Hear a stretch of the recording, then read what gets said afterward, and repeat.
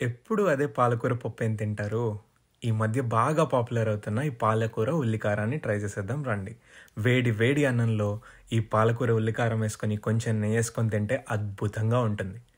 ముందుగా పాలకూరని బాగా కడిగి సన్నగా కట్ చేసి పెట్టుకోండి. తర్వాత చిన్న జార్లో 1.5 ఉల్లిపాయని పెద్ద పెద్ద ముక్కలుగా కట్ చేసుకొని దాంట్లో మీకు సరిపడినంత కారం, ఉప్పు, పసుపు వేసుకొని బాగా మెత్తగా గ్రైండ్ చేసి పెట్టేసుకోండి.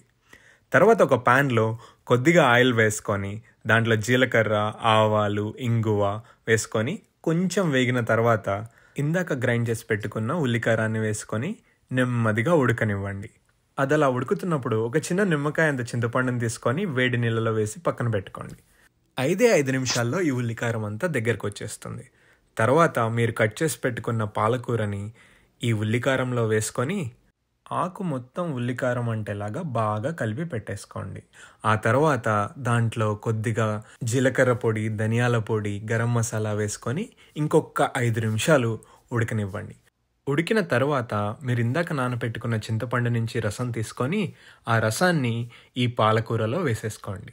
చింతపండు రసం వేసుకున్న తర్వాత ఒక మంచి కన్సిస్టెన్సీ వస్తుంది. ఒకవేళ కనుక మీకు కన్సిస్టెన్సీ రాకపోతే ఇంకొద్దిగా వాటర్ వేసుకుని ఉడికించుకోవచ్చు. అంతే అండి, సూపర్ టేస్టీ ఉండే ఘుమఘుమలాడే పాలకూర ఉల్లికారం రెడీ.